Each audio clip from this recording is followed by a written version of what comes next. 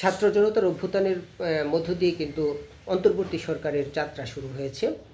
2024-এর 5 August টানা 4 মেয়াদে আওয়ামী লীগ সরকারের পতন ঘটে। এরপর কিন্তু অন্তর্বর্তী সরকারের যাত্রা শুরু হয়। মূলত অন্তর্বর্তী সরকারের প্রধান হিসেবে ডক্টর মোহাম্মদ ইউনূস তিনি দায়িত্ব নিয়েছেন। 1.5 বছরের বেশি সময় কিন্তু তিনি ইতিমধ্যে অতিবাহিত করেছেন। তো আলোচনা আছে যে নির্বাচনের পর আগামী 12ই ফেব্রুয়ারি যে ত্রয়োদশ জাতীয় সংসদ নির্বাচন বাংলাদেশে অনুষ্ঠিত হতে যাচ্ছে। নির্বাচনের পর আসলে কি করবেন প্রধান উপদেষ্টা? তিনি কি রাজনীতিতে থেকে যাবেন, রাজনৈতিক দল করবেন, নাকি দেশের বাইরে চলে যাবেন, নাকি তার যে কর্মকাণ্ড আছে, গ্রামীণ ফোন আছে, গ্রামীণ ব্যাংক আছে, কিংবা অন্যান্য যে প্রতিষ্ঠানগুলো ওনার রয়েছে সেই জায়গায় উনি আসলে নিজেকে যুক্ত করবেন কিনা, এই বিষয়টি নিয়ে বেশ আলোচনা চলছে। কেউ কেউ আবার বলছেন যে নতুন সরকারের রাষ্ট্রপতি হতে যাচ্ছেন ডক্টর মোহাম্মদ ইউনূস।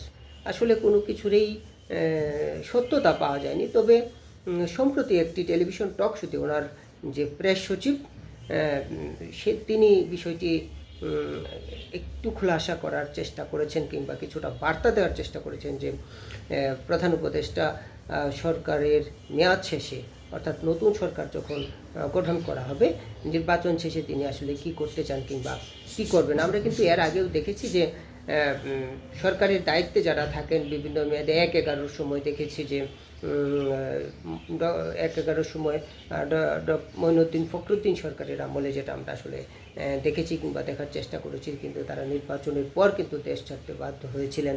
কিংবা এর মাঝখানেও আবার বিভিন্ন সরকারের পতনের পর কিন্তু দায়িত্বশীল ব্যক্তিরা দেশ ছেড়ে গেছেন তাদের নিরাপত্তার বিষয়ে মামলার ভয়ের কারণে।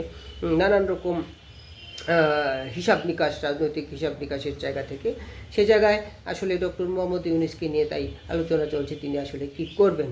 অর্থাৎ প্রেস সচিব যিনি জনাব শফিকুল সাহেব, তিনি যেটি বলার চেষ্টা করেছেন কিংবা বার্তা দেওয়ার চেষ্টা করেছেন যে প্রধান উপদেষ্টা নির্বাচনের পর কোনো আসলে সরকার কিংবা রাষ্ট্রের কোনো দায়িত্বে আসলে যে যাচ্ছেন না, সেই ইঙ্গিতটুকু উনি দেওয়ার চেষ্টা করেছেন। তিনি একটি বিশ্ববিদ্যালয়, একটি হাসপাতাল করার চেষ্টা করছেন, সেই জায়গাটিতেই আসলে বেশি সময় দিবেন।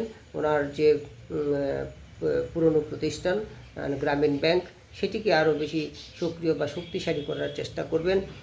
বিশেষ করে ইউনিভার্সিটি করার যে বিষয়টি তিনি উল্লেখ করেছেন, এটি একেবারেই নতুন। হাসপাতালের বিষয়টি অনেকটাই নতুন। এই জায়গাগুলোতে প্রধান উপদেষ্টা বেশি সময় দিবেন। অর্থাৎ তিনি দেশ ছাড়ছেন না, বাংলাদেশেই থাকবেন। বাংলাদেশে থেকেই তিনি ওনার কর্মকাণ্ড, ওনার চিন্তা, ওনার পরিকল্পনাকে আসলে এগিয়ে নেওয়ার চেষ্টা করবেন কিংবা এগিয়ে নিতে চান বলে উনি বার্তা দিয়ে